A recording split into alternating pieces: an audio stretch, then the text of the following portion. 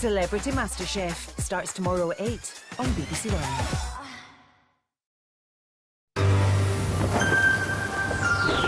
Now, the BBC News at 10 with Hugh Edwards in Wembley and Fiona Bruce in the studio.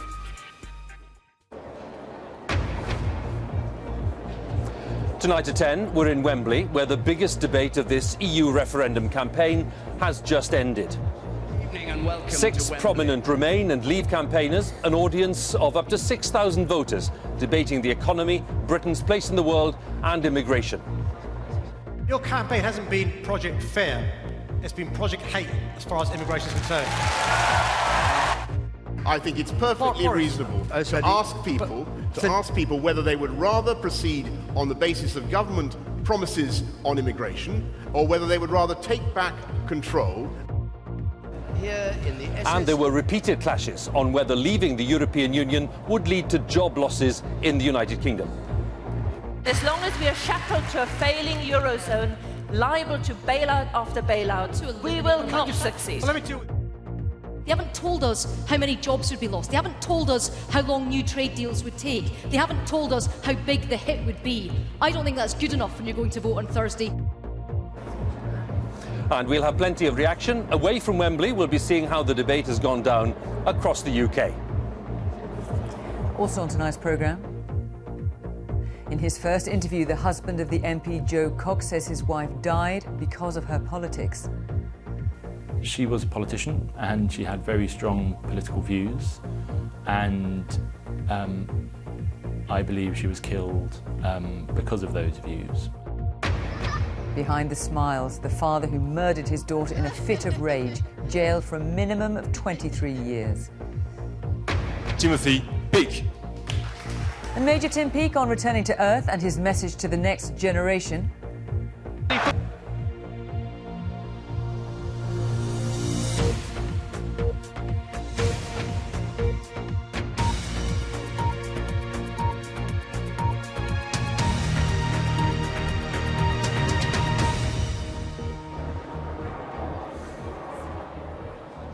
A very good evening from Wembley, where 6,000 voters have been attending the biggest debate of this EU referendum campaign, with just 2 days to polling day. Tonight's debate focused on three main areas: the economy, immigration and Britain's place in the world. And there were some pretty hard-hitting exchanges, especially on immigration, but time and again the two sides accused each other of misleading voters on some of the biggest questions of the day.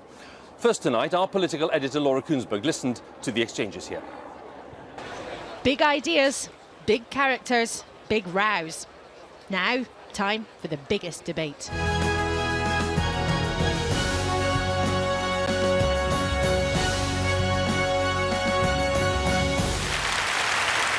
And tonight, for both sides, it so clearly really mattered. You know, sometimes voting doesn't make much difference. On Thursday, it really does. You will decide who makes decisions about the future of this country. Even those who want us to leave admit that it's a big gamble. And if there's one thing you should remember when you go to vote, it's this: if we as a country decide to quit, then we're out for good. There's no going back. First, how the country makes a living. This country receives about a fifth of Germany's entire car manufacturing output. 820,000 vehicles a year. Do you seriously suppose that they are going to be so insane as to allow tariffs to be imposed between Britain and Germany? I'm here representing workers tonight, and union reps from BMW, Toyota, Ford, Nissan, you name it, across the manufacturing sector, they are saying we cannot afford to take this gamble. All the Remain side have to talk about is Project Fear. We are the fifth biggest economy in the world. We will be able to negotiate free trade once we're free of the European Union that has done a terrible job negotiating free trade for us. The sharpest clash between two Tories. Michael Gove says it will mean inevitably bumps in the road. He says he can't guarantee that people won't lose their jobs. I cannot guarantee that every person currently at work in their current job will keep their job. Boris Johnson said, will there be job losses? There might or there might not. That is not good enough. That is not good enough. I think it's very surprising. It hasn't taken them long. Boris? It hasn't taken them long. How many jobs will go, Boris? They began by telling us that they were going to have a positive and patriotic case, and they're back to Project Fear. It's not unreasonable for a mum and dad worried about paying the bills to ask the questions, what is your plan? Let me show you this. A slogan is not a detailed plan.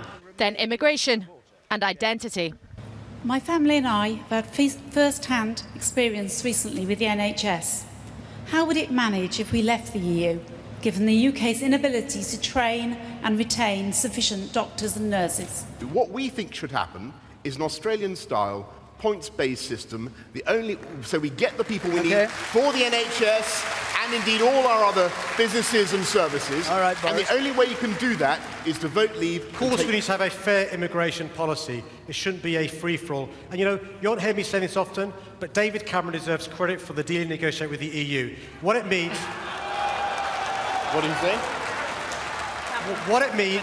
What it means is you pay in before you can take out. You've got to work 4 years. The first thing we should do tonight in a discussion about immigration is celebrate immigrants and immigration and everything they do for our country. Because I speak entirely personally, they are my family has benefited massively from immigration. The problem is this. You might start off with platitudes saying how wonderful immigration is, but your campaign hasn't been Project Fair. It's been Project Hate as far as immigration is concerned.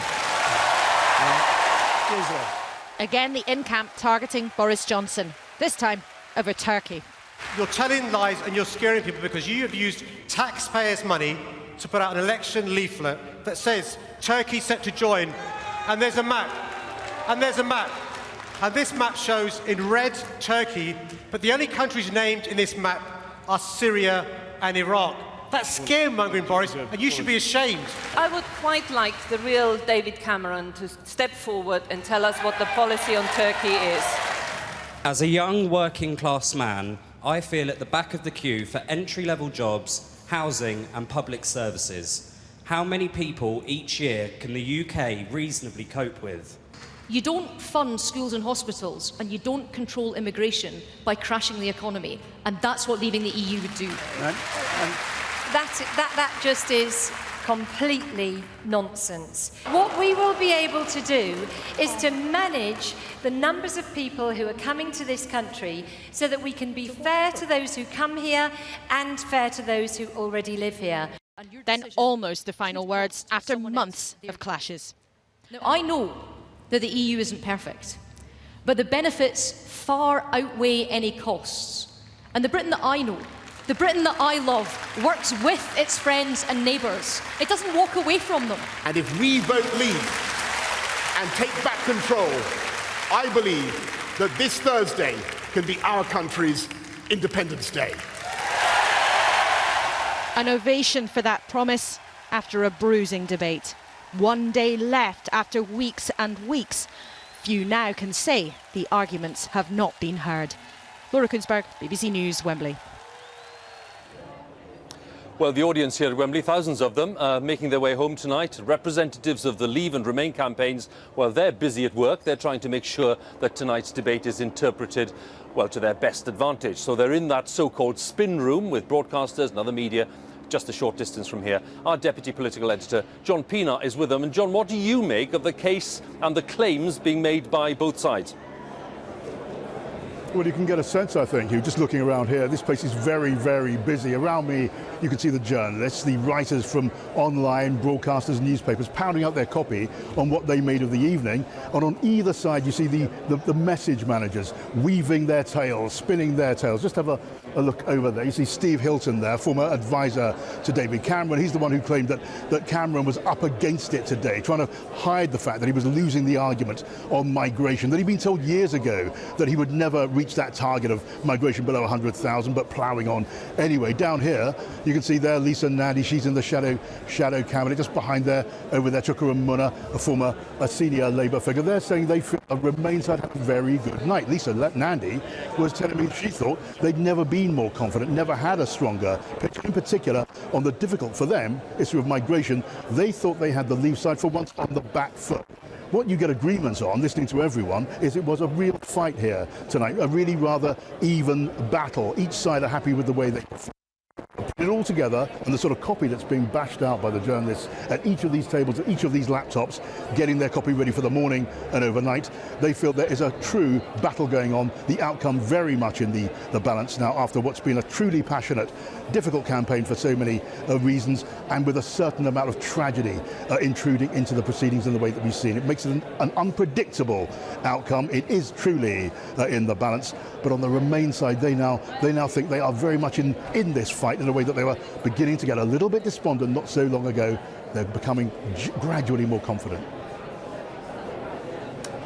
Interesting, John. Thanks very much. John Pienaar there in that spin room for us in Wembley, just a short distance away. John there with a view, as he sees it, from the Leave and Remain campaigns. But, crucially, what did those in tonight's audience here at Wembley make of the answers that were given to the questions? My colleague Rita Chakrabarti is with some of those who asked questions in the debate, so let's join Rita now. Thank you, Hugh. Yes, I'm with four of the people who essentially kick-started the different sections of the debate.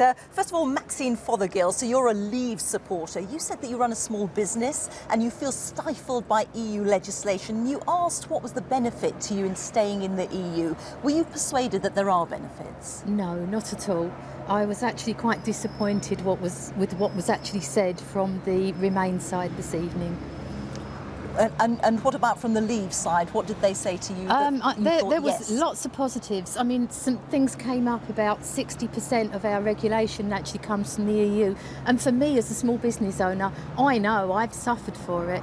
And so have many other small businesses. And small business actually do make up the majority of employers in the country. So for me, there is only one choice, really, and that is to vote Leave and to do the right thing on Thursday. OK, Miranda Grell, you asked another question on the economy. You worried that there would be weaker employment and social rights if we leave. What did you think of the responses that you got? I was very concerned from the Leave side that they didn't address the issues regarding employment and social rights today. Yes, they made the case that we had the Sex Discrimination Act and the Equal Pay Act put into place by national government, but they didn't talk about the fact that governments of both the main political parties have fought tooth and nail against rights for agency workers, fixed-time workers, part-time workers, equality directives. If we leave the EU, they will not have to adhere to any of that anymore, and in the modern day, governments have not protected our rights, so I'm very, very concerned that leaving the EU would mean a weakening and a slippery slope in terms of employment and social rights. I'm not convinced by the Leave answer. Karim Kassal, you are a Leave supporter, and you wanted to know how many people each year can the UK reasonably cope with. Did you think you got an answer? I don't think I was given an exact answer by either side of the campaign tonight. And what did you think then of the arguments that were made? I think that the Leave campaign put forward a very persuasive argument. Although they couldn't give me a definitive number on how many people would come to the UK, they did tell me how I would feel like I wasn't at the back of the queue for public services, entry-level jobs and housing, and told me how we would be able to do better. The Remain campaign unfortunately dodged the question and didn't give me a clear answer on any of the points I raised, which was very disappointing. I will be voting Leave. OK. Alex Trembath, you asked the last question, which was about Britain's place in the world, suggesting that the EU has helped to foster European peace. Did you hear anything to change your mind? No, I didn't. I frankly wasn't particularly impressed with the answers on the Leave side of the panel. I don't think there's been a lot of positive dialogue in the entire debate, but I think there's an incredibly positive story to tell about the EU's role in fostering peace. They resorted to the same off-the-shelf answers about an EU army, which is not true. We can block that as a member of the EU, and also about putting it all down to NATO, when the truth is that the EU and NATO play very complementary roles. NATO is an active defence role, and the EU fostering peace in the most positive way possible through cultural and political unity. Thank you very much, Alex, and thank you, of course, to all of you. So some widely diverging views here, less raucous than in the main hall, but still very deeply held. Now back to you. Rita, thanks very much. We're going to take stock because Laura's with me, Laura Kunsberg, our political editor. Interesting, the spin room message earlier was that both sides felt it had been pretty evenly balanced, or at least that was John's take. What's your take? Well, I think, yes, that's right. I think both sides will feel that they had a decent outing tonight. I think the Remain team on stage tonight maybe answered a question that's been asked a lot in this campaign. Where is the passion for staying in the European Union? And I think we saw that team with new faces to many people, Sadiq Khan, the Labour Mayor of London, and the Scottish Tory leader Ruth Davidson, working together as a team to make arguments for the European Union rather than making excuses for it. And that's a criticism that has been levelled at the in-camp throughout the past few weeks. But, you know, at the same time, that big ovation at the end, audience members on their feet, that was for Boris Johnson and his promise of an Independence Day on the 24th of June if we were to vote to leave the European Union. And there's no question really tonight, as throughout the campaign, the emotional enthusiasm that does matter in politics is on that side of the argument. Laura, we'll talk again a little later, but thanks very much for now. Laura Kuenssberg there. More from Wembley, as I say, a little later, and much more on our website. I should remind you, lots of analysis of the campaigns, what they're saying about the central themes of the referendum, a good source of information for you there, bbc.co.uk/reality check, with lots of facts and figures there too. But for now, Fiona, it's back to you. Thank you very much. And let's take a look at some of the day's other news. The husband of the Labour MP, Jo Cox, who was attacked and killed in her constituency last week, has given his first interview, saying he believes she died for her political views. Brendan Cox said his wife had been worried about the tone of the political debate in the UK and feared that it was sowing hatred and division. He's been speaking to our political editor, Laura Kuenssberg. It's been incredible. We never would have... obviously, we never anticipated anything like this, but then the public reaction has been off the scale. And the two things that I've been very focused on is how do we support and protect the children, and how do we make sure that something good comes out of this. And what the public support and outpouring of love around this does is it also helps the children see that what they're feeling other people are feeling, that the grief that they feel isn't abnormal, that they feel it more acutely and more painfully and more personally, but that actually their mother was someone who was loved by lots of people, and that therefore it's okay to be upset and it's okay for them to cry and to be sad about it. And the reason I wanted to speak today was just to thank the public, who have been incredible in response to this. What will you tell your children about her as they grow up?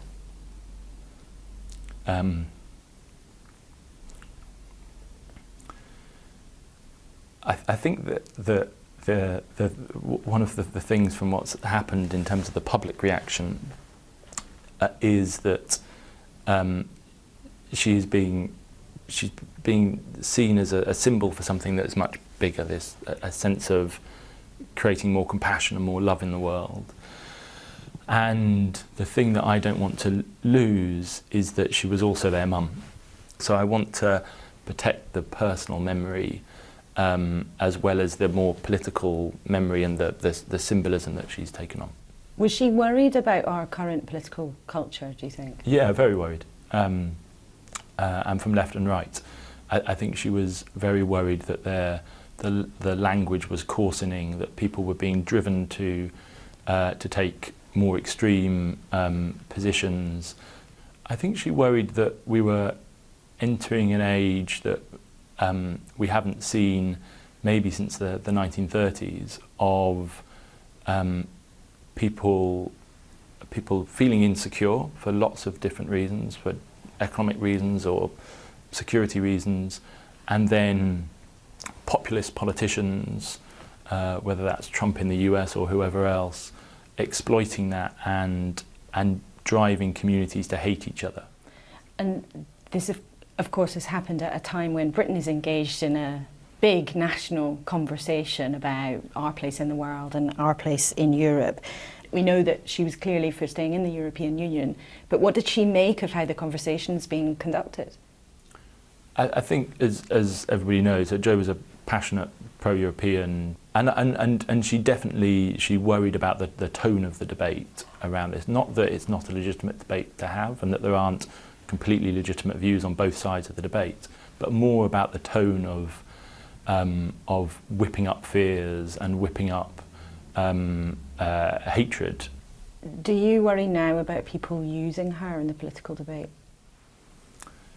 She was a politician and she had very strong political views, and I believe she was killed because of those views. I think she died because of them, and she would want to stand up for those in death as much as she did in life. And what will you remember? I remember somebody who had an incredible energy, a joy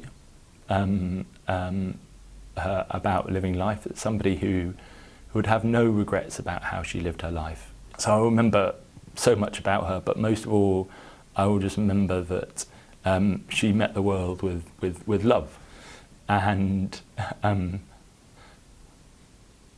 both a love for her children, love in her family, but also love for people that she didn't know. She just approached things with a spirit. She wasn't perfect at all, you know, but she just wanted to make the world a better place and to contribute, and we love her very much. That was Brendan Cox speaking to our political editor Laura Kuhnsberg. A brief look at some of the day's other news stories. And the International Olympic Committee has ruled that competitors from Russia and Kenya must have extra checks before they can take part in the Rio Olympics because of fears about doping. Last week, the governing body of world athletics, the IAAF, banned track and field athletes from competing as part of the Russian team. Sir Cliff Richard has said he may sue South Yorkshire Police and the BBC for the way they pursued and reported sex abuse allegations against him. He says his health has been damaged by the stress. The case against him was dropped early this month. In a statement, the BBC apologised for any distress caused, but said it had applied normal editorial judgments to the story. A former Congolese vice president who was found guilty of crimes against humanity has been sentenced to 18 years in jail. Jean-Pierre Bemba was found guilty by the International Criminal Court in The Hague of failing to stop his troops from killing and raping civilians in the Central African Republic. A man has been jailed for life for murdering his 6-year-old daughter just months after she was returned to his care following a custody battle. Ben Butler attacked his daughter Ellie, leaving her with catastrophic head injuries. He'd been convicted of shaking Ellie as a baby, but that was later quashed, and a family court judge returned her to his care. That decision's now been criticised in a serious case review, as our social affairs correspondent Alison Holt reports. This is the family life Ben Butler fought for. Go on, Ellie! And the life he destroyed in a fit of rage. 6-year-old Ellie was living with a man on a short fuse, as an accidentally recorded phone call demonstrated. So I'm good, don't ask me to do something, which you ain't done, and then sort it out, now off. The film also shows Ellie with a black eye, which Butler claimed was from a fall. Weeks later, in October 2013, he battered Ellie to death, calling her mother moments later. Jenny Gray worked opposite the Old Bailey, yards from the court where the case has been heard. CCTV footage shows her rushing home to Sutton, where they tried to stage things to look like an accident, before sending their younger child to find Ellie and finally calling 999. My daughter is not breathing properly! Jenny Gray is shouting with Ben Butler in the background. She's laying there, she's not responding, I'm breathing, but she's just like this. Oh, I don't even know what she's like. Okay, darling, I'm helping you now. What? It's a 15-minute call in which Jenny Gray is also instructed in how to resuscitate Ellie. 30 times you need to pump the chest. 1, 2, 3, 4, 5, 6, 7, 8. Detectives soon worked out Ellie had been dead for some time. When you realise that at the time the ambulance was called, it's give or take 2 hours after she first knew, that is a performance that must have been very difficult. The couple had a history. In 2007, Ben Butler was convicted of shaking 6-week-old Ellie. That was quashed on a legal technicality, and Ellie eventually returned to their care. The couple even went on television to complain of the injustice. It took to pretty much last month to clear my name completely. Yeah. And Jenny, had you ever any doubts about Ben? None whatsoever. I think they're as difficult as any case that a judge is called upon to deal with. Sir Mark Headley was one of the appeal court judges who quashed Ben Butler's 2007 criminal conviction on a legal technicality. He can't talk about that directly, but it was the family court that later allowed Ellie home. He's told the BBC that judges there face the most complex of decisions. They're decided in a highly emotive context. They're decided in circumstances where the judge has to make a decision one way or the other. If you get the decision right, fine. If you get it wrong, either way, there are very serious consequences. But in the family court, Mrs Justice Hogg went as far as to exonerate Ben Butler, saying it was her joy to return Ellie to her parents. Until then, her maternal grandfather had looked after her. He says his warnings were clear. I always said to the judge, one day, you all may have blood on your hands with regards to my granddaughter Ellie, and my words have come true. The court ordered that all files on the family held by police, health, schools and social workers should clearly say that Ben Butler had been exonerated, and the couple or their solicitor could serve that order on any professional they needed to. At Ellie's school, they found she was often absent, and when challenged, her parents were evasive. The head teacher says normally they would have involved social workers. There was no local authority involvement with Ellie because of the family court judgment from several years before, and therefore all we could do was treat the issue as an attendance issue. The official review into the case concludes that the court ruling gave Butler the upper hand, making it difficult for others to protect a little girl described by her teachers as gentle and thoughtful. Alison Holt, BBC News. A British man has been accused of trying to kill the presumptive US Republican presidential candidate Donald Trump. Michael Sanford, who's 20 and from Dorking, is alleged to have tried to grab a police officer's gun at a Trump rally in Las Vegas on Saturday. Our North America correspondent James Cook reports. I love Las Vegas! Was this the rally when Donald Trump came close to death? A turn of the head gives just a hint that something is wrong.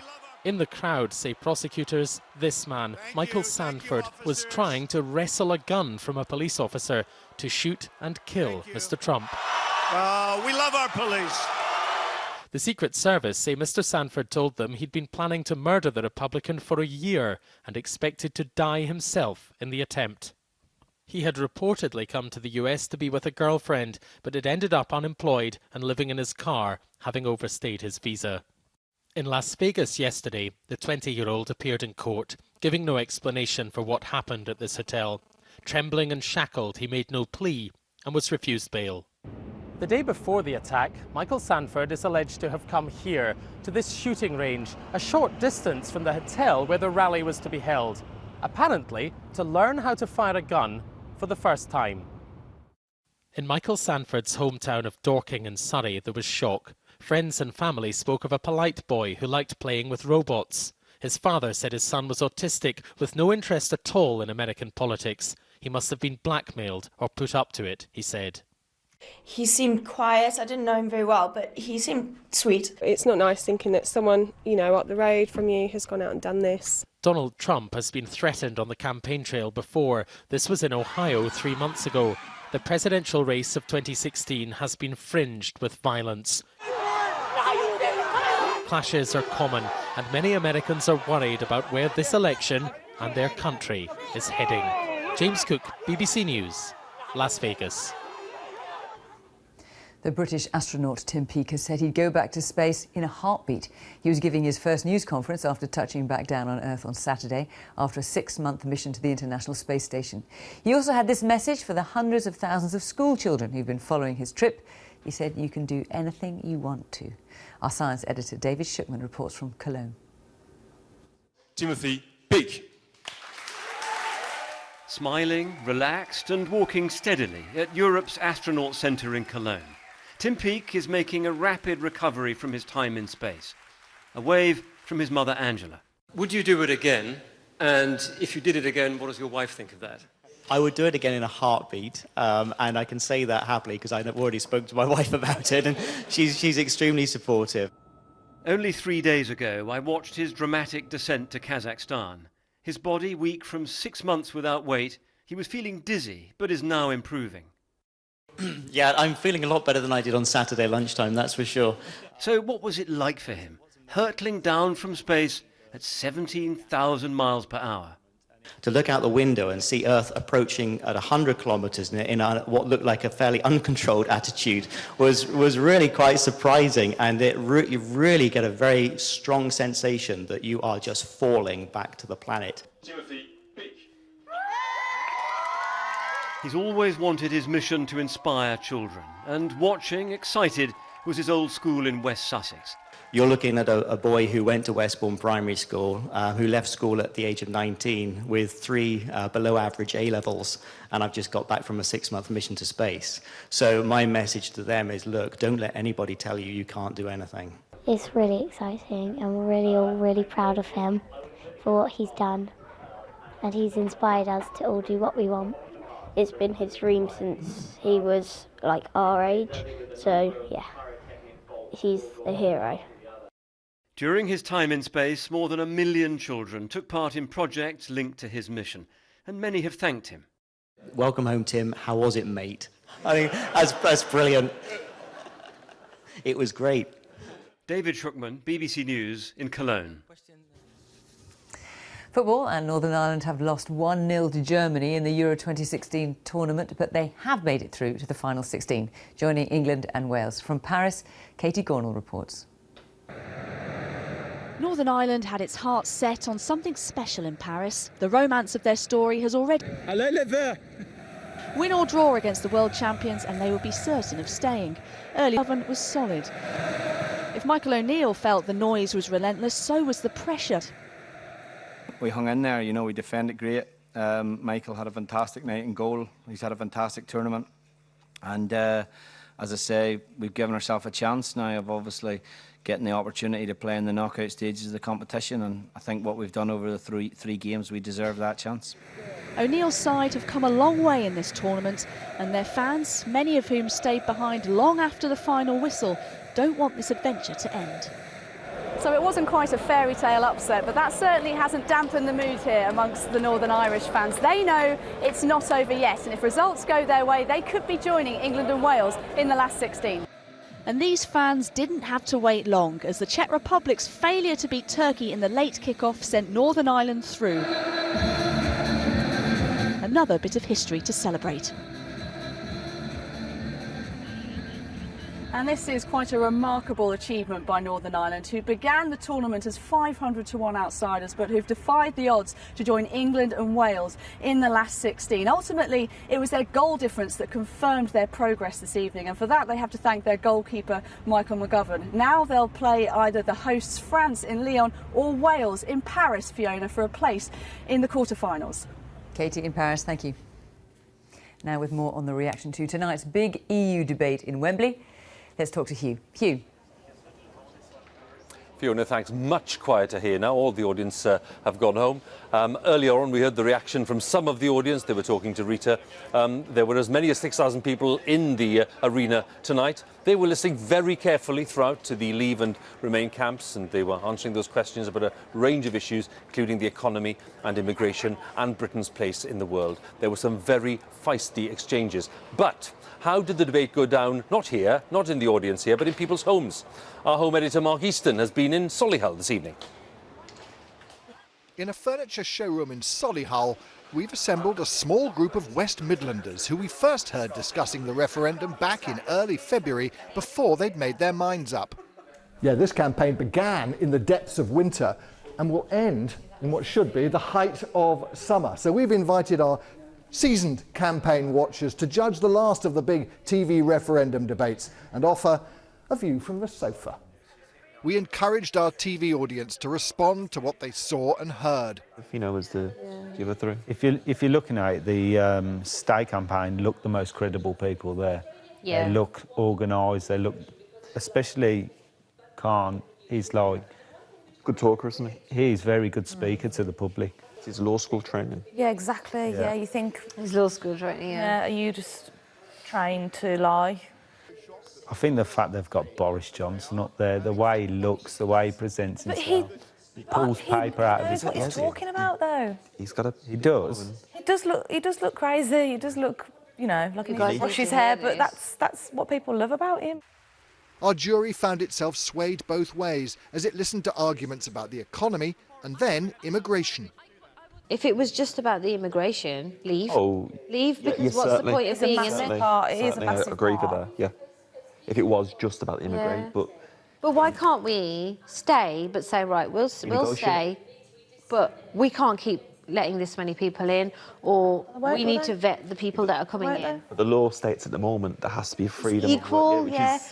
1 minute you think leave, the next stay, one of our jury complained as the debate came to a close. Do you know what I mean? There should be like a third option of either stay, leave, or stay, but you kind of get to sit on the fence. choose. No, but it's like a tick box. Why don't we Stay for that. I'll stay for that. I'll leave laws? for that.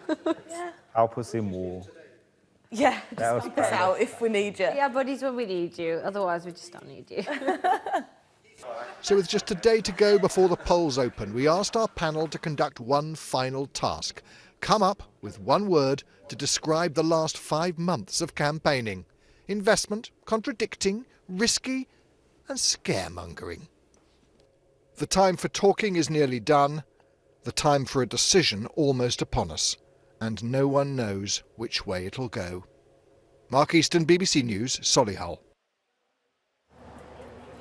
Oh, an interesting taste there of the reaction in Solihull. Just one set of reactions for us. There'll be lots of others too. Laura's still with me. Just wondering tonight, Laura, when we go back to day one of this campaign, it's a long time ago, the kinds of issues that were causing challenges for the politicians on both sides right at the start of the campaign are still the ones causing challenges here this evening. They are, and I think in a sense the campaign hasn't had one big transformational moment. There are three things that have run all the way through, really. Firstly, for the politicians, it's been bad-tempered, almost from day one, bad-tempered and more bruising as time has gone on. And then in terms of the arguments themselves, the main clashes have again and again been on the economy and on the immigration. But in terms of beyond the politicians, those are the three things that they've tangled up on time and again. Something else particularly has crept in very importantly in the last couple of weeks, because as the public have taken hold of this debate, it's also really become more and more about identity. And that, I think, is why for so many people this is such an important decision, but also such an agonising one. Another transition in the campaign late on. We can't now say that people don't have a grasp of what's at stake, because all along in the early stages people were debating about what this referendum was about. What's clear tonight, certainly from the questions and certainly from some of the answers, you know, we're now on the eve of the last day of campaigning. People realise what's at stake here. They do, and it matters so much more than the careers of the politicians we've seen on the platform tonight or on any other platform or in any other debates throughout this campaign. You know, this isn't just about one decision, it's not just about 1 month, 1 year, one Prime Minister, one parliamentary term. This is a very rare thing. It's a democratic decision we're all being asked to make that will decide a lot for the country for decades to come. Our place in the world, what happens to the economy, what kind of country do we really want to be? And this referendum, because of the scale of that question, has gone way beyond the sort of traditional party lines, the traditional tribes. We saw tonight people from different parties all mixing up and on different sides of the argument. And in a sense, in a way that I think some politicians had underestimated would happen, the referendum has thrown all of British politics up in the air, and we just don't know where it will land. But the people who decide where it will all land are not the people who are on the stage. It's every single one of us who will be putting our crosses in whichever box in the privacy of the polling booth on Thursday. Laura, just one day of campaigning to go, and then we'll find out soon enough after that. We will. Thank you very much. Laura Koonsberg there, our political editor. And that's all from Wembley tonight. There's more analysis, by the way, with our colleagues on Newsnight on BBC Two. And I should mention that tomorrow morning, Prime Minister David Cameron and Boris Johnson will be questioned on BBC Breakfast. They won't be debating, but they will be questioned separately on BBC Breakfast. But now on BBC One, it's time for the news where you are. From Wembley, have a good night.